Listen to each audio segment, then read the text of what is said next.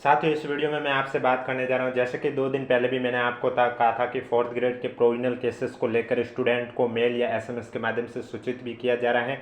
तो इस बीच एक और बड़ी खबर ये आई थी कि जो कि मैंने आपको बताया चूरू और पाली मंडल वालों के ही मैसेज आ रहे थे, ऐसा सुनने में आया था। लेकिन इस बीच उदयपुर मंडल वाले भी कैंडिडेट ने एक स्क्रीनशॉट शेयर की थी और उन्होंने बताया कि उनके पास भी इस तरह से मेल आया है। क्या है जानकारी जानने के लिए वीडियो को बिना स्किप किए कंप्लीट देखें। वीडियो पसंद आए तो वीडियो को लाइक कीजिए, चैनल जरूर सब्सक्राइब कीजिए, क्योंकि जैसा कि आप सभी को मालूम है गवर्नमेंट द्वारा टेलीग्राम को 22 तारीख तक अस्थायी रूप से रोक लगा दी गई है। इस वजह से बहुत साथियों को फोर्थ ग्रेड से रिलेटेड अपडेट है वो टेलीग्राम पर भी मिलती रहती थी।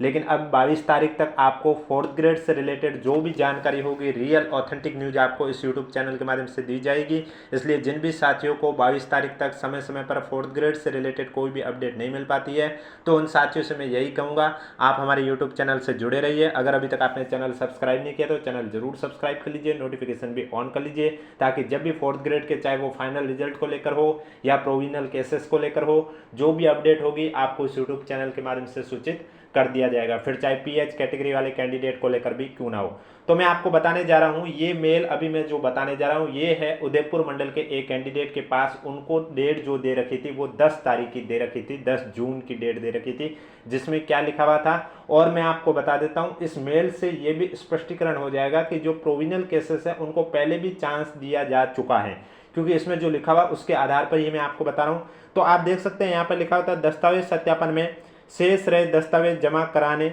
बाबत अंतिम अवसर। यानी कि जब आपका डीवी हुआ था उस समय अगर आपने कोई डॉक्यूमेंट नहीं दिया तो आपको एक टाइम पीरियड दिया जाता है, उस टाइम पीरियड में आपको वो डॉक्यूमेंट दिखाना होता है।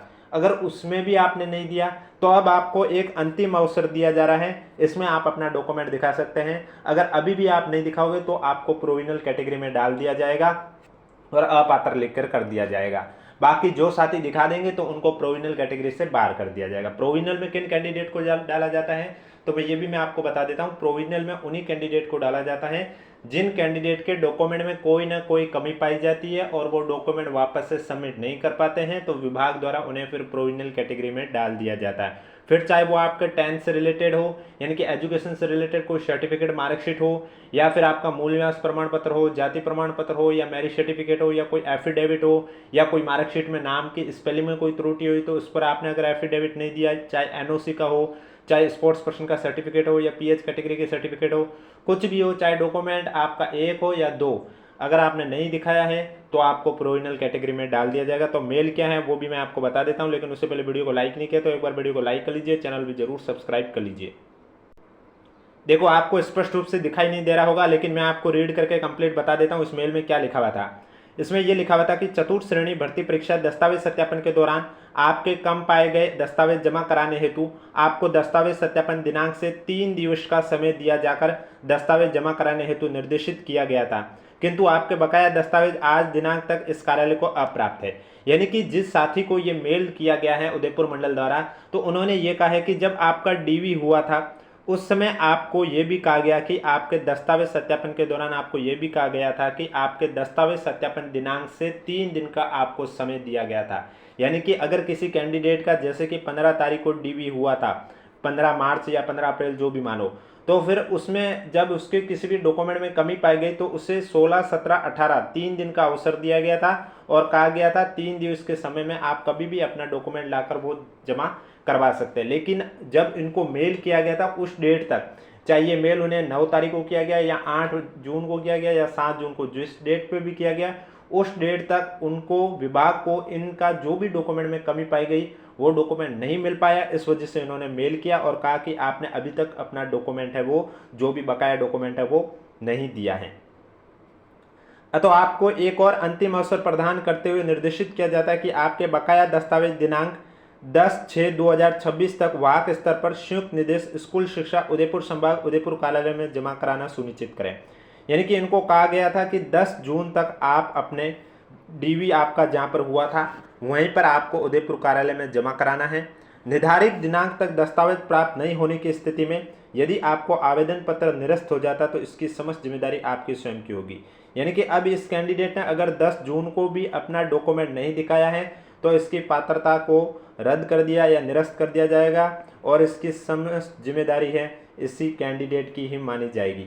तो उदयपुर मंडल वालों को भी मैसेज आए थे, मेल एसएमएस आए थे, जो कि प्रोविजनल कैटेगरी। देखो ये मेल और एसएमएस जो भी आ रहा है, चाहे एसएमएस आ रहा है या मेल आ रहा है, ज़्यादातर मेल ही आ रहा है, ये उन्हीं कैंडिडेट को आएंगे जिनके डॉक्यूमेंट में कोई कमी पाई गई है। अगर आपके डीवी के समय कोई डॉक्यूमेंट में कमी पाई गई थी और आपको जो टाइम पीरियड दे रखा था उस टाइम पीरियड में जाकर आपने अगर वो डॉक्यूमेंट दिखा दिया, तो अब आपको मेल नहीं आएगा। मेल सिर्फ उन्हीं कैंडिडेट को आएगा जिन्हें टाइम पीरियड में कहा गया है कि आपको डॉक्यूमेंट दिखाना, उस टाइम पीरियड में भी अगर उन्होंने नहीं दिखाया तो उन्हें एक और अंतिम अवसर दिया जा रहा है। जैसे एब्सेंट कैंडिडेट वालों को किस तरह से 3 अवसर दिए गए थे कि भाई जो आपका टाइम पीरियड था उस टाइम पीरियड में डीवी नहीं करवाया तो एक और अवसर दिया गया था एब्सेंट कैंडिडेट को, उसमें भी जो अनुपस्थित थे उन्हें एक और दिया गया था। इस तरह से 3 अवसर दिए गए थे। ठीक इसी तरह प्रोविजनल केसेस में भी ये तीसरा अंतिम अवसर दिया गया है, जिसमें जैसे कि उदयपुर मंडल वालों को 10 तारीख का टाइम पीरियड दिया गया था, इसी तरह चूरू मंडल वालों को 13 तारीख का टाइम पीरियड दिया था और पाली मंडल वालों को 15 तारीख का टाइम पीरियड दिया हुआ था। और विभाग को, बोर्ड को वापस लिस्ट भी सौंपनी थी 16 तारीख को, जो कि आपने बीकानेर द्वारा जो नोटिस जारी किया गया था उसमें भी आपने देखा होगा। मैं अगर आपको नोटिस नहीं पता है तो वो भी मैं आपको बता देता हूँ। बाकी आगे जो भी अपडेट आएगी वो आपको इस यूट्यूब चैनल के माध्यम से सूचित कर दिया जाएगा, क्योंकि आपको मालूम होगा आगामी 4-5 दिन तक टेलीग्राम वैसे भी काम नहीं करने वाला है। तो जिन भी साथियों को 4th ग्रेड से रिलेटेड रियल ऑथेंटिक न्यूज़ चाहिए तो आप हमारे यूट्यूब चैनल से जुड़े रहिए। अगर अभी तक आपने चैनल सब्सक्राइब नहीं किया तो चैनल जरूर सब्सक्राइब कर लीजिए, नोटिफिकेशन भी ऑन कर लीजिए। और अगर आपने चूरू मंडल वाला मेल नहीं देखा तो वो भी मैं आपको बता देता हूँ। उदयपुर मंडल वाला आशा करता हूँ आपने देख लिया होगा। ये आप देख सकते हैं, ये है चूरू मंडल वालों, जो कैंडिडेट चूरू मंडल से जिन्होंने डीवी करवाई, जिनके डॉक्यूमेंट में कमी पाई गई थी, उनको कुछ इस तरह से मेल किया गया था कि उपयुक्त विषय के अंतर्गत लेख है कि विभाग द्वारा चतुर्थ श्रेणी कर्मचारी 2024 के अंतर्गत विचारित सूची के स्टूडेंट हेतु आयोजित पात्रता जांच और दस्तावेज सत्यापन में आपकी स्थिति प्रोविजनल रही है। पात्रता जांच में आप द्वारा एनओसी प्रस्तुत नहीं की। देखो चूरू मंडल वालों में उनको मेल के माध्यम से बता भी दिया गया था कि आपके कौन से डॉक्यूमेंट में कमी पाई गई है, जबकि उदयपुर मंडल वालों को डॉक्यूमेंट नहीं बताया गया, उनको ये बताया गया जो आपके डॉक्यूमेंट में कमी, क्योंकि उनका जब डीवी हुआ था उसमें उन्हें कह दिया गया आपके कौन से डॉक्यूमेंट में कमी पाई गई है। तो वो उनको तभी पता होगा जिनको भी मेल आया कि उनके कौन से डॉक्यूमेंट में कमी है।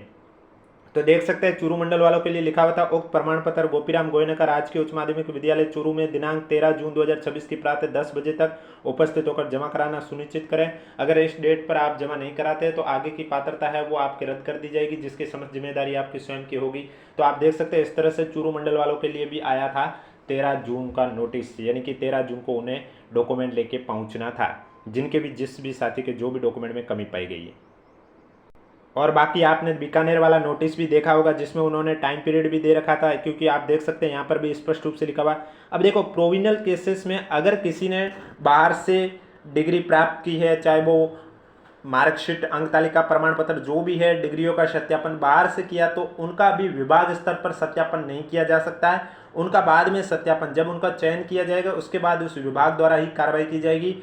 फिलहाल जो डॉक्यूमेंट चेक किए जा रहे हैं विभाग द्वारा, जिसमें प्रोविजनल रखे जा रहे हैं, वो आपके जाति प्रमाण पत्र हुआ है या मूल निवास प्रमाण पत्र हुआ है, या आपके नाम, जाति, जन्म तिथि में भिन्नता, यानी कि जाति प्रमाण पत्र को लेकर अगर किसी ने जाति प्रमाण पत्र नहीं दिखाया है तो फिर उन्हें वो दिखाना होगा, या फिर उसके साथ किसी ने एफिडेविट की आवश्यकता थी और उसने एफिडेविट नहीं दिखाया तब भी उसको प्रोविजनल किया गया है। या मूल निवास प्रमाण पत्र में भी अगर किसी ने एफिडेविट नहीं दिया है, अब एफिडेविट की आवश्यकता कब होती है, अगर आपके दोनों ये प्रमाण पत्र, चाहे वो जाति प्रमाण पत्र हो, मूल निवास प्रमाण पत्र हो, अगर आपके एप्लीकेशन फॉर्म की लास्ट डेट के बाद के बने हुए हैं, उससे पहले कभी के नहीं बने हैं, तो उसके साथ आपको एफिडेविट की भी आवश्यकता होगी। और जाति प्रमाण पत्र तो वैसे भी OBC, non creamy layer, MBC और ईडब्ल्यूएस वालों का तो 1 साल से ज़्यादा पुराने होने पर एफिडेविट की आवश्यकता होती है, वो भी मैक्सिमम 3 साल तक का वैलिड होता है, उससे भी ज़्यादा पुराना होता है, फिर आपको नया बनाना होता है। इसके अलावा अगर आपकी मार्कशीट में नाम में त्रुटि है, या एड्रेस में, या डेट ऑफ बर्थ में, या आवेदन फॉर्म में कोई मिस्टेक हुई थी, तो उसके लिए भी आपको एफिडेविट देना होता है। इसके अलावा अगर आपने चरित्र प्रमाण पत्र नहीं दिए, टोटल आपको मालूम है 3 चरित्र प्रमाण पत्र की आवश्यकता थी, अगर आपने 2 ही दिए या फिर 1 ही दिया तो भी आपको प्रोविजनल कर दिया जाएगा। जो मांगे गए 3 है तो तीनों देने होंगे, जिसमें एक तो जहाँ से आपने अंतिम शिक्षा प्राप्त किया वहाँ का होता है, और 2 अलग अलग राजपत्रित अधिकारियों द्वारा जारी किए होते हैं। इसके अलावा अगर आपने दहेज का शपथ पत्र नहीं दिया तो भी आपको प्रोविजनल किया जाता है। भूतपूर्व सैनिक के लिए एनओसी वाला भी अगर नहीं दिया उन्होंने तो प्रोविजनल किया जाता है, जैसा कि अभी मैंने आपको एक केस भी बताया था। इसके अलावा विवाह संतान संबंधी प्रमाण पत्र नहीं दिए या फिर अन्य जो भी कारण से प्रोविजनल रखा गया, उनका आगामी 5 दिन का समय निर्धारित कर उन्हें वांछनीय दस्तावेज प्राप्त कर प्रोविजनल प्रकरणों का निस्तारण करके कार्रवाई करें। और जिन पीएच कैटेगरी कैंडिडेट का मेडिकल जांच हो चुकी है तो उनका भी वो पात्र है या अपात्र है इसका स्पष्टीकरण करके वापस लिस्ट है वो बोर्ड को सौंपे। बोर्ड ने उन्हें कहा है कि वापस 16 तारीख की डेट का कहा है, लेकिन आगे इसको लेकर अभी तक कोई वापस से नोटिस नहीं आया है। जब भी नोटिस आएगा, क्या लिस्ट बोर्ड के पास पहुंच चुकी है, इसको लेकर जो भी अपडेट आएगी या फिर फाइनल रिजल्ट को लेकर जो भी अपडेट आएगी हम आपको इस यूट्यूब चैनल के माध्यम से सूचित कर देंगे। क्योंकि आपको मालूम है 22 तारीख तक तो वैसे भी आपका टेलीग्राम है वो यूज नहीं होने वाला है। तो तब तक के लिए अगर आपको 4th ग्रेड एग्जाम से जुड़ी कोई भी अपडेट जाननी है तो आप हमारे यूट्यूब चैनल से जुड़ सकते हैं।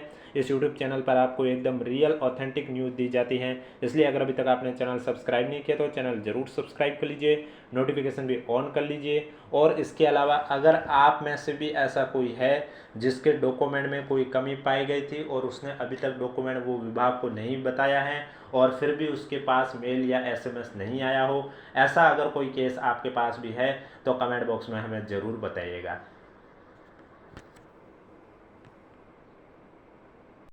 इसके अलावा कुछ साथी ये कह रहे थे कि 4th ग्रेड में कौन सी रैंक तक वालों का सिलेक्शन होगा। अब देखो, रैंक का तो डिपेंड करता है कि जो एब्सेंट रहे थे लगभग 24 से 25 हज़ार कैंडिडेट वो कौन से थे, पहले तो ये हमें पता होना चाहिए। क्योंकि 24 से 25 हज़ार जो कैंडिडेट एब्सेंट रहे हैं तो उनमें कुछ ऐसे भी कैंडिडेट है जिनकी रैंक A गुना में शामिल थी, तो कुछ ऐसे भी कैंडिडेट है जो 2 गुना में तक ही है, बाउंड्री लाइन पर है उस वजह से। अब देखो, जो 1 गुना में होके डीवी नहीं करवा रहा तो उसका कारण तो यही हो सकता है, 90% चांस यही है कि उसका किसी और भर्ती परीक्षा में सिलेक्शन हो गया होगा, चाहे वो पटवारी हो, वीडियो हो, 1st ग्रेड हो, RS हो, 2nd ग्रेड हो, जो भी एग्जाम हो उसमें सिलेक्शन हो गया होगा। लेकिन जो बाउंड्री लाइन पर है वो एब्सेंट इस मकसद से हुए होंगे कि उनको लगता है कि वैसे भी सिलेक्शन नहीं होगा तो कौन जाए डीवी करवाने, ये भी कारण हो सकता है। और या फिर तीसरा केस ये भी बन सकता है किसी ने ऐसे ही एग्जाम दे दिया, उसको 4th ग्रेड में कोई रुचि ही नहीं हो, तो ये भी कारण एक हो सकता है।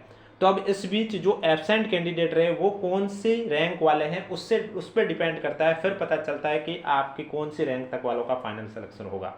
बाकी अगर आप ये मान के चले कि जो एब्सेंट कैंडिडेट है 24 से 25 हज़ार ये सभी वो कैंडिडेट है जो बाउंड्री लाइन पर है 2 गुना में, तो फिर आप इस तरह से चेक कर सकते हैं कि आपका फाइनल सिलेक्शन होगा या नहीं होगा। उसके लिए आपको एडवर्टाइजमेंट देखना है। 4th ग्रेड में पदों का जो वर्गीकरण जारी हुआ था संशोधित, जो मेन एडवर्टाइजमेंट है उसमें थोड़े कम है, लेकिन उसके बाद थोड़े पदों में वृद्धि की गई है। जो संशोधित वर्गीकरण है उसको चेक कीजिए, उसमें जो भी कैटेगरी है उसमें जैसे कि जनरल के चेक करें तो उसमें हॉरिजॉन्टल रिजर्वेशन वालों के कितने पद हैं वो माइनस करने के बाद कितने पद शेष बचते हैं। तो माना कि जैसे कि 15,000 बचते हैं तो 1 से लेकर 15,000 रैंक वाले सब जनरल से सेलेक्ट हो जाएंगे। अब जैसे कोई कैंडिडेट ओबीसी कैटेगरी का वो चेक करना चाहता है तो उसको 15,000 के बाद से काउंट करना है और उसकी जो रैंक है वहाँ तक उसको काउंट करना है। और ओबीसी में हॉरिजॉन्टल वालों को माइनस करने के बाद टोटल कितने पद बने रहते हैं वो उतने पदों तक उसको काउंट करना है, जिससे कि आपको ये पता चल जाएगा कि उतनी रैंक तक वालों का ओबीसी में सिलेक्शन हो जाएगा। यानी कि शॉर्ट में कहा जाए तो कि जितने पद हैं उतने पदों के अंदर रैंक वालों का फाइनल सिलेक्शन होगा। और बाकी फिर डिपेंड करता है कि अगर उनसे पहले कोई आगे कैंडिडेट बैठा वो एब्सेंट रहा, उसने डीवी नहीं करवाया तो फिर उसका सिलेक्शन नहीं होगा, फिर उसकी जगह उससे पीछे वाला जो कैंडिडेट है उसको लिया जाएगा उसी की कैटेगरी का। यानी कि अगर आपकी रैंक कितनी भी अच्छी हो, अगर आपने डीवी नहीं करवाया, आपने डॉक्यूमेंट चेक नहीं करवाया तो आपका फाइनल सिलेक्शन नहीं होगा। फाइनल सिलेक्शन के लिए डीवी करवाना जरूरी था। तो जिन भी साथियों ने डीवी करवाया है और जिनकी A गुना में नंबर आ रहा है तो उनका फाइनल सिलेक्शन हो जाएगा। लेकिन अगर किसी का A गुना में नंबर आ रहा है और उसने डीवी नहीं करवाई है तो उसका फाइनल सिलेक्शन नहीं होगा। और अगर किसी कैंडिडेट का A गुना में नंबर भी आया लेकिन उसने प्रोविजनल में डाल दिया कि उसने कोई डॉक्यूमेंट में कमी पाई गई, अब तक वो डॉक्यूमेंट उसने पेश नहीं किया है विभाग को, तो फिर उसको प्रोविजनल में डाला जाएगा और फिर प्रोविजनल का भी अलग से बाद में रिजल्ट आएगा। तब तक उसने डॉक्यूमेंट दिखा दिए तो उसका सिलेक्शन हो जाएगा, अन्यथा फिर वो वेटिंग में ही रहेगा। इसके अलावा कोई भी डाउट है तो नीचे कमेंट बॉक्स पूछिए। वीडियो पसंद आए तो वीडियो को लाइक कीजिए, चैनल जरूर सब्सक्राइब कीजिए।